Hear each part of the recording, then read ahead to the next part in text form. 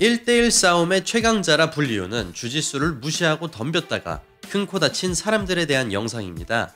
오늘은 서론 없이 바로 들어가겠습니다. 그 첫 번째 경기입니다. 얼마 전에 저희 채널에서 소개한 적 있는 그런 경기이죠. 115kg 보디빌더와 70kg 주짓수 고수의 무규칙 격투기 경기. 그 영상의 댓글로 보디빌더의 몸무게에 대한 논란 아닌 논란이 조금 있었죠. 하지만 눈썰미가 좋으신 분들은 이미 보셨겠지만 영상 맨 처음에 파란색 화면이 나오는데 그 화면에는 두 선수의 프로필이 영어로 나와 있습니다. 이 정보는 이 영상을 직접 찍고 공개한 그레이시 가문이 제공한 정보입니다. 그레이시 가문 주짓수 선수는 150파운드, 대충 70kg 정도 되며 미스터 유타 출신인 보디빌더는 250파운드, 즉 대략 115kg 정도 됩니다. 보디빌더가 근육의 양 자체가 많아서 무게가 많이 나가는 것이며 주짓수 선수도 유단자인 만큼 70kg라 해도 덩치가 절대 작지 않습니다. 진짜입니다. 믿으세요. 아무튼 본론으로 들어가서 당시 미국에는 주짓수가 막 뜨고 있었습니다.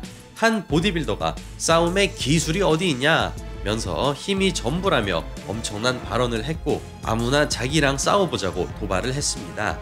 브라질에서도 도장 깨기로 유명했던 그레이시 가문은 이 떡밥을 놓칠 리 없었습니다.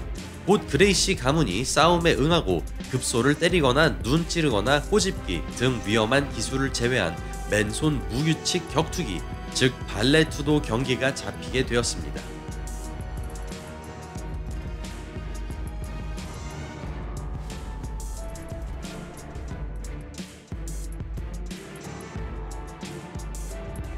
재미있게도 타격으로 주짓수 고수가 앞섰죠. 사실 주짓수가 1대1 싸움의 최강이라고 불리우는 이유가 있습니다.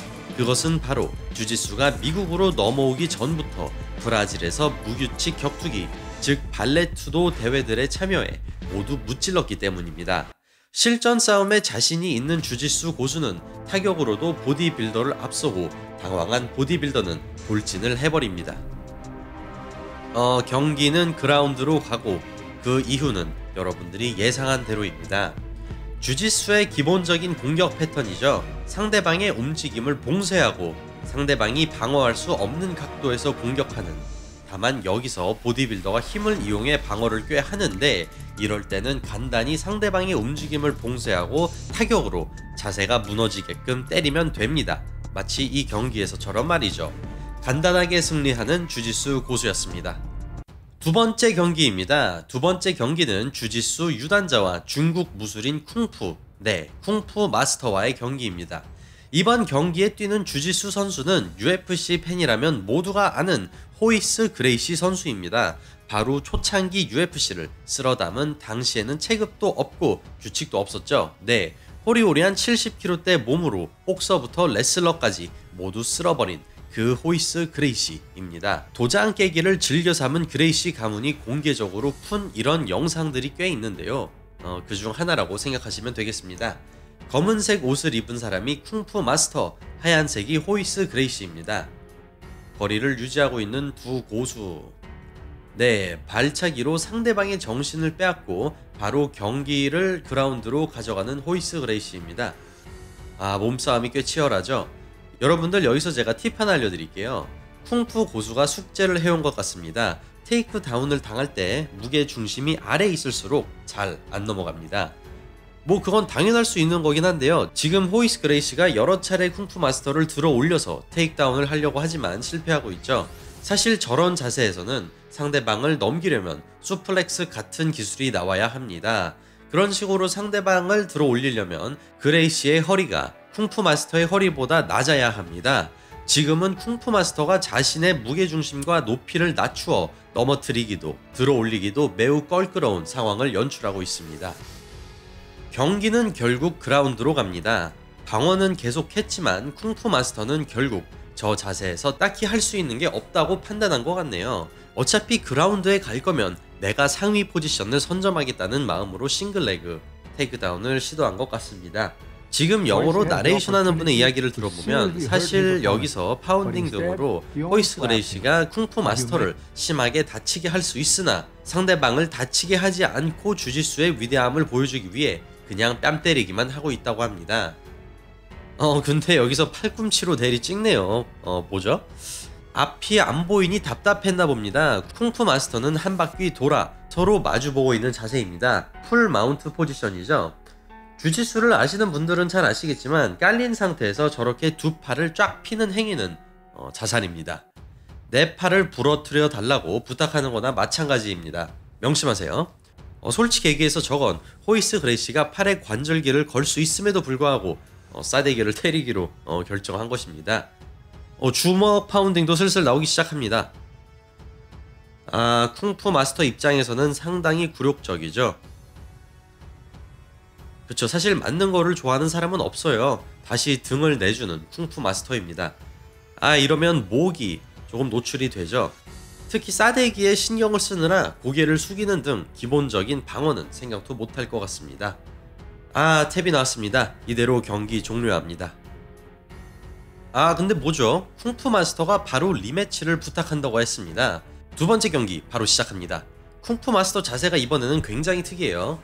네, 호이스 그레이시가 UFC 1에서부터 보여준 그런 전략이죠. 오블리크 킥을 이용하여 상대방의 시선을 하단에 쓰이게 하고 있습니다. 네, 킥으로 상대방을 정신 팔리게 하고 다시 테이크다운을 합니다. 쿵푸 마스터는 지금 주먹 한 번 못 던지고 있습니다. 보디빌더 경기랑은 다른 게 체급 차이가 나지 않으니 그라운드로 가는 순간 정말 아무것도 못하는 쿵푸 마스터입니다. 보디빌더는 힘으로라도 탈출하려고 했지 무게 차이가 나지 않는 이 경기는 솔직히 도망갈 방법이 없죠. 바로 풀마운트 다시 내주고 마는 쿵푸 마스터입니다. 파운딩하는 타이밍에 움직여서 그레이시가 밸런스를 잃었습니다. 근데 떨어지지 않고 오히려 등 잡습니다.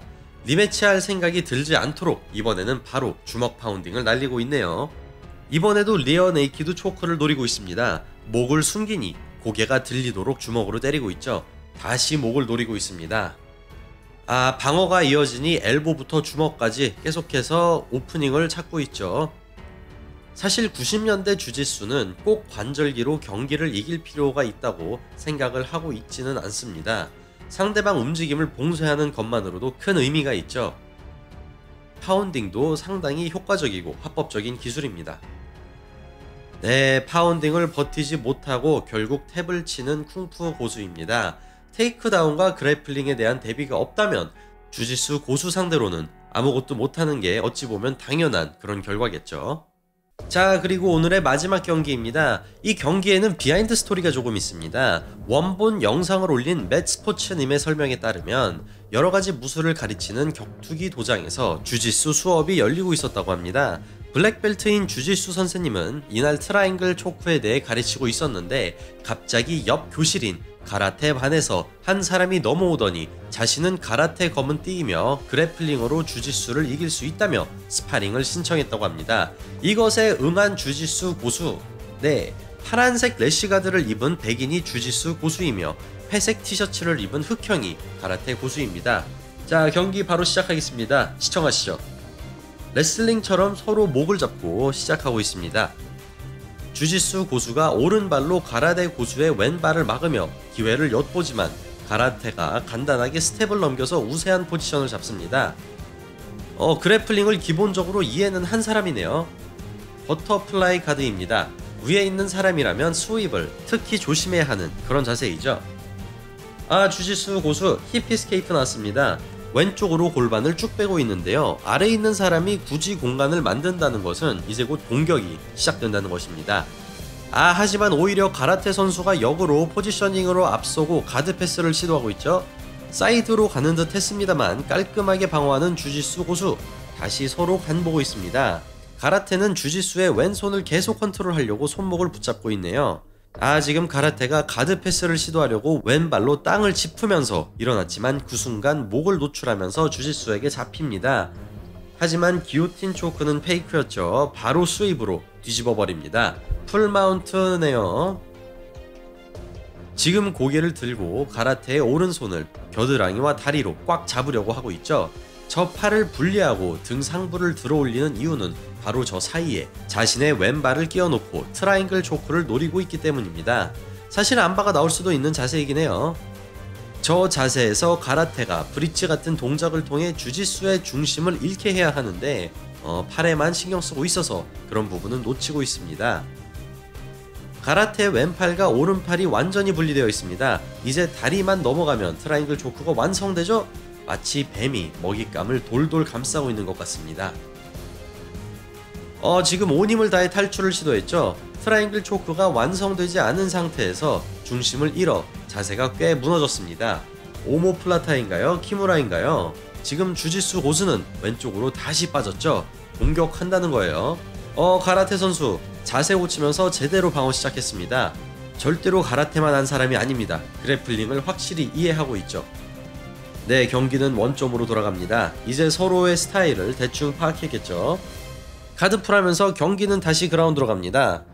아까와 마찬가지로 버터플라이 가드예요. 계속해서 주짓수는 가라테 선수의 팔을 분리하려고 하고 있는데요. 또다시 트라이앵글 초크를 노리고 있는 거죠. 저 뜻은 자신이 이기는 것도 중요하지만 오늘 자신이 학생들에게 가르친 트라이앵글 초크를 직접 사용하면서 자신의 학생들에게 실전에서 이 기술은 이렇게 쓰는 것이라고 시범을 보여주고 있는 것입니다. 승리보다 승리의 방법에 집중하고 있는 주짓수 고수의 여유입니다. 가라테 고수는 오른발로 땅을 짚지만 저렇게 가까이 스텝하는 것은 사실 그렇게 좋지 않아요. 무게중심을 쉽게 잃을 수 있거든요. 자, 이제 클로즈 가드입니다. 탈출할 줄 몰라요. 저 때는 허리를 곧바로 펴야 하는데 말이죠. 완전히 무게중심을 잃었습니다. 불리합니다. 가라테 선수 완전히 컨트롤 당하고 있습니다. 너무 일방적이죠. 다시 트라이앵글 걸렸습니다. 이번엔 꽤 타이트합니다. 탭탭탭. 경기 마무리 됩니다. 주짓수의 탄생 비화는 나중에 저희 채널에서 다룰 토픽 중 하나이긴 합니다. 이미 많은 분들께서 아시다시피 주짓수는 브라질식 무규칙 격투기, 즉 발레투도 대회들을 휩쓸며 명성을 떨치게 되었습니다. 격투기를 모르는 사람들은 종종 낭심을 때려라, 즉 로블로가 실전의 최고라는 말을 하곤 하지만 발레투도 경기를 보신 분들은 이미 아시겠지만 로블로는 아주 가끔 나오는 기술이며 이 기술이 가끔 나오는 이유는 바로 그곳을 때리기 위해 비는 공간이 많이 생기며 그때 역으로 주짓수 기술에 걸릴 가능성이 매우 높기 때문입니다. 이런 식으로 실전을 통해 지난 수십 년간 주짓수는 발전해 왔습니다. 현재 종합 격투기에는 그래플링, 레슬링, 스트라이킹 등 격투기의 모든 분야를 하나로 혼합했지만 과거에는 주짓수가 다른 무술들과 대전해서 절대로 밀린 적 없는 최강 무술입니다. 이래서 주짓수가 1대1 무술의 최고봉이라고 하는 것 같습니다. 지금은 한 무술이 최고라기보다 모든 것을 골고루 잘 하는 것이 최고의 격투가인 시대이긴 하죠. 하지만 불과 20년 전만 해도 이처럼 격투가는 자신이 하는 한 무술만 전문적으로 파는 사람이었다는 것이 참으로 재미있습니다. 이상 차분한 효도로였습니다. 다음에 또 즐겁고 재미난 영상으로 인사드릴게요. 오늘은 주짓수의 실전성에 대해 알아봤습니다. 감사합니다.